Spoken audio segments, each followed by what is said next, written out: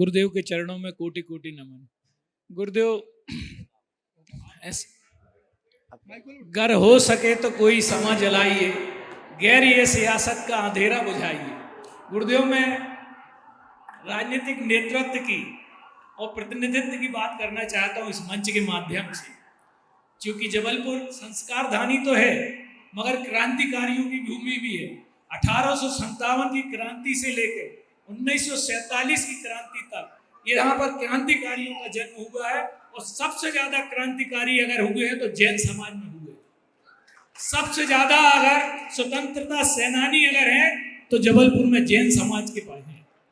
और गुरुदेव, पूरे देश में हमने तो इतिहास के पन्ने पलट कर देखा है कि स्वतंत्रता संग्राम सेनानी भी 1857-1947 में रहे, और नेहरू जी के मंत्रिमंडल में 49 सांसद रहे, और संविधान समिति में भी जैन रहे।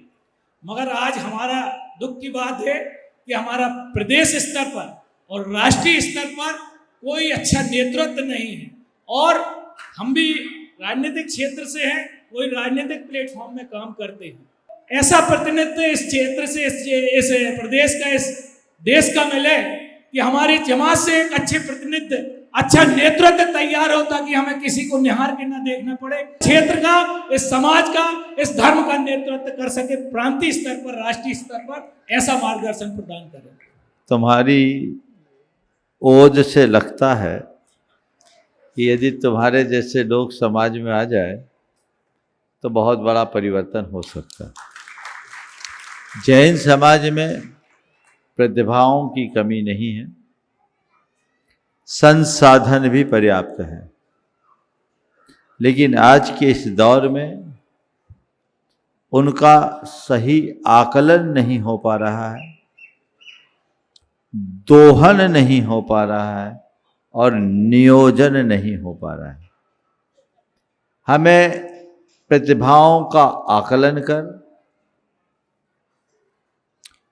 उनका दोहन होना चाहिए, उनका नियोजन करना चाहिए। वर्तमान राजनीतिक परिदृश्य भी बदला है। समीकरण अब संख्या के आधार पर बनने लगे हैं।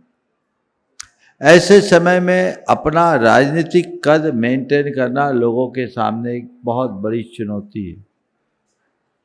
फिर भी जहां जैनियों का बाहुल्य है, वहां तो कम से कम समाज के लोगों की क्षमताएं प्रकट होनी चाहिए। मेरा मानना ये सब चीजें भी हो जाएगी, हो सकती है, बशर्ते जैन लोग समाज के अंदर की राजनीति का त्याग कर दें। सबसे पहली जरूरत यही है, आपकी पूरी शक्ति आपस में लड़ने में लग जाती है। बाहर तो सब भींगी बिल्ली बन जाते हैं, और घर के भीतर एकदम तीस मार खां बन जाते हैं। ये मनोवृत्ति बदलने की जरूरत है। रचनात्मक सोच लेकर के चले। आज हमारी समाज की दशा कैसी बताएं?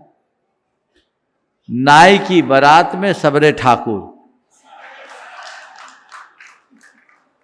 अब कोई सामान उठाने वाला है ही नहीं।